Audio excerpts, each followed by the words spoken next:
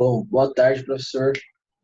Nosso trabalho é sobre cirrose e o Pedro, vai apresentar a parte de definição e também nosso grupo é composto pela Adriana, a Bruna, o Diogo, a Giovana e a Tatiana. Falando agora um pouco sobre a definição da cirrose, ela é uma modificação patológica crônica do fígado. Ela vai se caracterizar por fibrose e formação de nódulos que bloqueiam a circulação sanguínea, transformando as células normais do tecido em tecido fibroso. Isso tudo vai ser resultado de infecções ou inflamações crônicas nessa glândula, como o ataque de vírus, por exemplo, hepatite A, B ou C, ou então o abuso de bebidas alcoólicas. A cirrose ela vai fazer com que o órgão ele vai perdendo sua função até atingir uma falência completa. E com o tempo, o fígado, o tecido do fígado ele vai ficando todo fibroso. Logo, o órgão ele vai deixar de realizar algumas tarefas primordiais para o nosso organismo, como o processamento de nutrientes e medicamentos, a fabricação de proteínas e a produção da bile, que atua na digestão. A cirrose ela vai poder ser compensada ou descompensada. A cirrose compensada, ela não vai apresentar sintomas que afetam a qualidade de vida do indivíduo, e a cirrose descompensada, ela vai acontecer quando há algumas complicações, como ascite, encefalopatia e hemorragia digestiva alta. E uma curiosidade, a cirrose ela é mais comum em homens acima dos 45 anos, mas ela pode ocorrer também nas mulheres, e o uso abusivo do álcool fez crescer muito o número de casos da doença nos últimos anos. Olá, professor Paulo, aqui é a Adriana, e dando prosseguimento à apresentação, vou falar sobre os sintomas da cirrose. Então, nós temos sintomas relativos ao início do quadro cirrótico, como fadiga, cansaço, perda de apetite, peso, náuseas e dores abdominais. E sintomas relativos a um quadro mais avançado, como a icterícia, fezes descoradas, ascite, peritonite bacteriana, encefalopatia hepática, inchaço nas pernas, hemorragias digestivas e síndrome hepatorrenal. A ascite é o acúmulo anormal de líquido na região peritoneal, no espaço entre os órgãos. É causada pela alta pressão dos vasos sanguíneos no fígado, num processo chamado de hipertensão portal, e também pelos baixos níveis da proteína albumina. A encefalopatia hepática é a deterioração da função cerebral. Isso ocorre em pessoas com doença hepática grave, porque substâncias tóxicas que normalmente são eliminadas pelo fígado se acumulam no sangue e podem chegar ao cérebro. E a peritonite bacteriana espontânea é a infecção do líquido acítico. A síndrome hepatorrenal é uma condição clínica grave, que leva a uma rápida deterioração da função renal em pessoas com cirrose ou insuficiência hepática. E isso será explorado mais adiante. Na icterícia, ela ocorre pela incapacidade de excreção das células hepáticas lesadas. Isso gera o acúmulo de bilirrubina plasmática e a coloração amarelada característica a esse quadro e, consequentemente, também a alteração da coloração das fezes. O fígado, ele é responsável pela excreção da bilirrubina, que é fruto do rompimento das hemácias que estão no fim de sua vida útil. No entanto, a bilirrubina livre, ela se liga a uma molécula de albumina plasmática e nos hepatócitos ela é liberada. Depois ela é conjugada a uma outra molécula, o ácido glicurônico, transportada ao intestino e no intestino convertida em urobilinogênio. E essa substância que altera a coloração das fezes. A lesão constante das células hepáticas, ela causa fibrose pela alta deposição de fibras colágenas.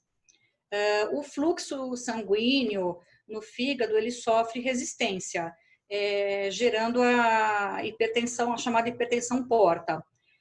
O acúmulo de volume causado por essa resistência no órgão, ele pode se alastrar da veia porta para os vasos próximos, levando à formação de varizes esofágicas. Essas varizes, quando lesionadas pelo suco gástrico, podem causar sangramentos, ou seja, os quadros de hemorragia digestiva alta varicosa.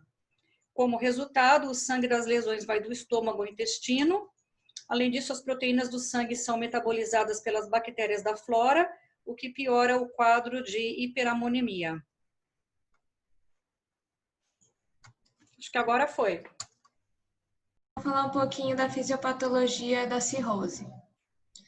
Bom, caso o fígado seja exposto a uma quantidade muito grande de toxinas, por muito tempo, as células de Kupffer, ou seja, que são as células de defesa do fígado, desencadeiam uma reação imune local, secretando citocinas inflamatórias que agem num grupo de células, as células de Ito, também chamadas de células estreladas, que na forma normal têm função de armazenamento das vitaminas.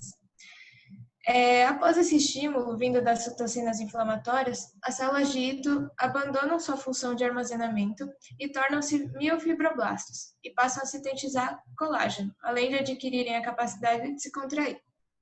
Essa deposição de colágeno, ou seja, a fibrose, leva à formação de nódulos e provoca capilarização dos sinusoides hepáticos. Isso é, eles perdem suas fenestrações, as suas aberturas, afetando as trocas gasosas entre sangue e hepatócitos. Isso provoca necrose do tecido hepático. Devido às alterações desses sinusoides e aos nódulos de regeneração, o fluxo sanguíneo portal fica bastante dificultado. Essa diminuição do fluxo é compensada pelo aumento do fluxo arterial. É a arterialização hepática, que por sua vez aumenta a pressão, ou seja, leva à hipertensão portal. O óxido nítrico responsabiliza-se em parte pela vasodilatação de alguns tecidos, principalmente no leito esplâncnico, que é relativo às vísceras. Devido à hipertensão portal, o óxido nítrico acumula-se na circulação esplâncnica, provocando vasodilatação na região, que tem por consequência a má distribuição da volemia. A volemia é o volume sanguíneo, né? E assim o volume circulante efetivo diminui, já que o sangue acumula-se na região esplâncnica, o que causa o aumento da frequência cardíaca e o débito cardíaco, gerando uma circulação hiperdinâmica. Também ocorre o aumento da resistência vascular periférica para tentar estabelecer uma pressão arterial média normal, já que ela tende a cair. A manutenção no balanço de sódio representa um dos maiores desarranjos da cirrose hepática. Um dos mecanismos que contribui significativamente para essa retenção renal é o estímulo por parte do sistema nervoso simpático, que aumenta a sua atividade nos pacientes cirróticos. Nos rins, essa estimulação nervosa simpática provoca ativação do sistema renina-angiotensina-aldosterona, pois entende-se que há uma hipovolemia. Esse sistema leva à reabsorção maior de água e de sódio. Se a doença se prolongar muito, pode levar a um desgaste dos rins, ou seja, a insuficiência renal, que é conhecida como síndrome hepatorrenal. E na hipófise anterior, a estimulação nervosa simpática estimula a síntese do hormônio antidiurético, também chamado de vasopressina, que também atua na reabsorção de água e aumenta a permeabilidade dos túbulos distais e ductos coletores. Ele está intimamente relacionado aos níveis plasmáticos de renina. Portanto, a concentração de ADH em pacientes cirróticos também se encontra elevada. Olá, eu sou a Tatiana Lima e vou falar um pouquinho sobre a relação do álcool com a cirrose. O abuso do álcool pode provocar 3 tipos de lesão hepática que geralmente se manifestam na seguinte ordem. A esteatose hepática, que é a gordura no fígado, a inflamação do fígado, que chama hepatite alcoólica, e a cirrose. Esse álcool ele é degradado num processo que ocorre no fígado, onde o etanol ele é oxidado através de uma ação de um NAD e uma enzima alcodesidrogenase, formando uma molécula de acetaldeído. Num segundo momento, esse acetaldeído, originado na primeira reação, ele é convertido em acetato pela enzima aldeído desidrogenase. Esse processo também necessita da coenzima NAD. Assim, caso haja uma grande ingestão alcoólica, os níveis de NADH também vão se elevar, provocando a inibição do ciclo de Krebs e de Lynne, beta-oxidação. No primeiro caso, ele resulta em acúmulo de acetil-CoA e a sua conversão em corpos cetônicos. No segundo, ele leva à não degradação desses ácidos graxos, que são os lipídios, e ocorrendo o acúmulo de triglicerídeos no fígado, ocasionando a esteatose hepática, que é o fígado gorduroso alcoólico, que é o primeiro estágio da hepatopatia alcoólica. Logo depois pode evoluir para essa inflamação e, na sequência, evolui para o quadro de cirrose. Então, agora eu vou falar um pouco sobre a excreção da amônia, né? E primeiro, né, falar o que é amônia, de onde ela vem. A amônia é uma molécula tóxica, né, que ela vem da degradação principalmente dos aminoácidos, né? E o fígado tem como função excretar essa amônia. Na verdade, ele vai converter essa amônia em ureia, e aí a ureia vai ser excretada pelos rins.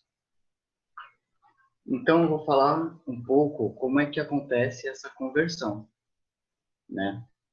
Que acontece nos hepatócitos. Então, na figura 2, a gente pode observar o ciclo da ureia.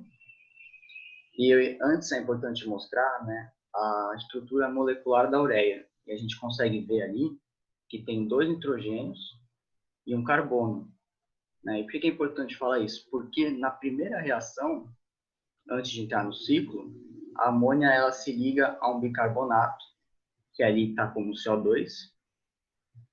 E nessa parte a gente observa, né, que tem o primeiro nitrogênio e o carbono. Bem, quando eles se ligam, formam uma molécula de carbamoil fosfato, que vai se converter depois em citrulina. Agora é a segunda parte mais importante do ciclo, porque tem a entrada de uma molécula de aspartato. E por que é importante? Porque é quando entra o segundo nitrogênio no ciclo que vai formar a ureia. Então a citrulina com o aspartato forma a arginino sutinato. Ele se converte em arginina, também libera um fumarato. E aí, para finalizar o ciclo, né, a gente também tem uma das partes mais importantes, que é a degradação dessa arginina, a quebra, em ornitina e, finalmente, a ureia, né? E quem faz essa degradação aí, essa quebra é a arginase. Bem, mas por que é importante falar sobre esse ciclo? Porque numa situação de cirrose, né, onde você tem um fígado que não está trabalhando de maneira adequada, você não vai ter essa conversão. Então você vai ter um excesso de amônia no corpo. Esse excesso de amônia, ele tem o nome de hiperamonemia, né? E o que a hiperamonemia ela vai causar? Ela pode causar efeitos nocivos, principalmente no sistema nervoso, né, gerando ataxia, crises epiléticas, problemas cognitivos, e em casos piores, pode até levar, né, a um edema cerebral. Então, por isso é muito importante a gente falar sobre esse ciclo quando a gente fala de cirrose.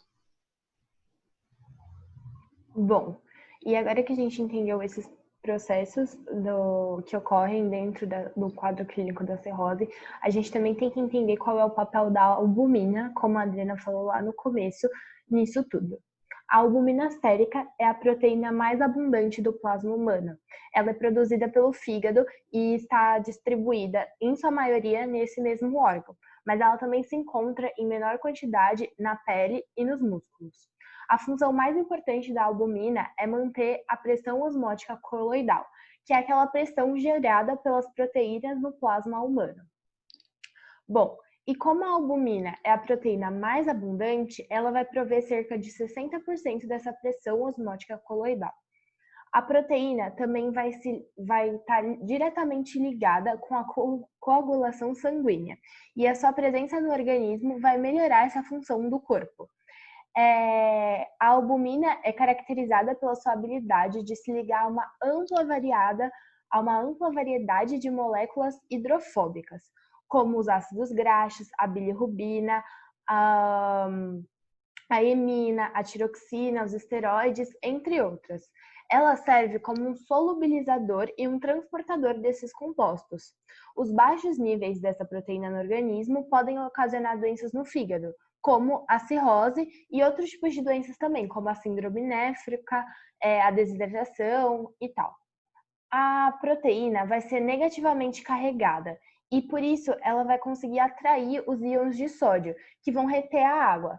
Então, a albumina sérica humana é um dos maiores transportadores de fármacos no sangue e ela pode facilitar a ativação de várias outras substâncias, como os hormônios ou drogas, e diminuir a presença de toxinas no plasma. Por exemplo, quando ela se liga ao triptofano e vai regular a deposição de albumina nos tecidos. Um dos fatores mais importantes que vão afetar a distribuição e a concentração dessa proteína é a relação que ela tem com outras drogas.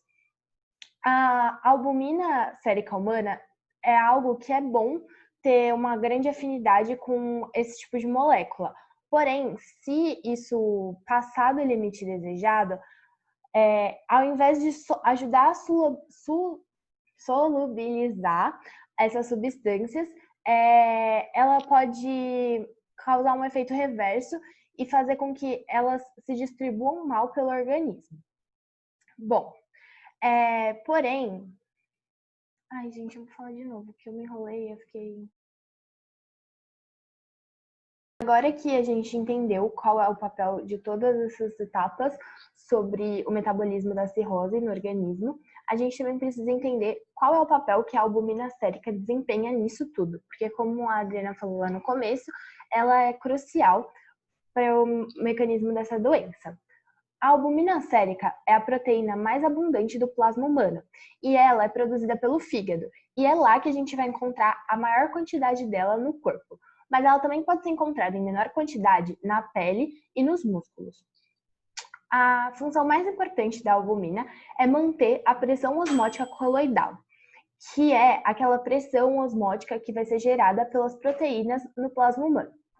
Então, como eu falei, a albumina é a proteína mais abundante do plasma, ou seja, ela vai ser responsável pela maior parte da pressão osmótica coloidal. Essa proteína também vai estar diretamente ligada com a capacidade de coagulação sanguínea do organismo. E ela é caracterizada pela sua habilidade de se ligar a uma ampla variedade de moléculas hidrofóbicas, como os ácidos graxos, a bilirrubina, a emina, a tiroxina e os esteroides. Ela serve como um solubilizador e um transportador desses compostos. Os baixos níveis dessa proteína no organismo podem ocasionar doenças no fígado, como a cirrose, que é o tema do nosso trabalho, mas também podem ocasionar outras patologias, como a síndrome néfrica e até a desidratação, entre outros. A proteína é negativamente carregada, então ela vai atrair íons de sódio que vão reter água. Por isso que a albumina sérica vai ser um ótimo transportador de fármacos e ela vai poder facilitar a ativação de várias substâncias, como os hormônios e as drogas, e diminuir também a presença de toxinas no plasma. Um dos fatores mais importantes que vão afetar a distribuição e a concentração ativa de muitas drogas no organismo é a albumina, como eu acabei de falar. Ou seja, um grau de afinidade pela albumina vai ser super desejável, para que ela possa ajudar a solubilizar substâncias que de outra forma poderiam agregar e serem pobremente distribuídas pelo corpo. Porém, quando isso ultrapassa o limite desejado, essas drogas vão fazer com que seja preciso mais quantidade de proteína. E assim, a concentração efetiva vai ser menos benéfica. Então, essas substâncias vão ser distribuídas lentamente pelos sítios de ativação e não vai ser eficientemente eliminadas. Em pacientes com uma avançada cirrose, a diminuição dos sítios de ligação gera uma quantidade adicional de triptofano livre, o qual pode gerar o desenvolvimento de encefalopatia hepática. A ligação da albumina sérica também vai afetar a farmacocinética e a eficácia de muitas drogas. Por exemplo, as drogas com alta afinidade com a albumina sérica vão ter que ser administradas em doses cada vez maiores. E assim, elas vão atingir uma efetiva concentração muito maior. E a sua distribuição nos sítios de ação podem ser reduzidas ou mesmo eliminadas. Apesar disso, uma alta ligação da droga com a albumina ainda vai ser boa, só que quanto mais isso acontecer dentro do corpo, maiores são os riscos desse processo começar a dar errado e dar a falência no fígado, que é o caso de muitas pessoas com cirrose, que quanto mais o tratamento fica intensivo, menos o órgão consegue aguentar isso.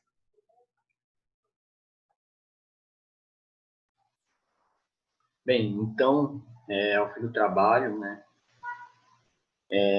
percebe-se o quanto a condição de cirrose, né, o quanto essa doença, ela é prejudicial, né, à pessoa que a tem. Porque, como a gente pode observar, o órgão que ela atinge, né, o fígado, ele tem funções específicas muito importantes para manter a qualidade de vida de uma pessoa, né, e do organismo mesmo. Então, a gente viu, né, como ele degrada álcool, a gente viu a conversão da amônia em ureia, a gente viu o papel também das proteínas que ele produz.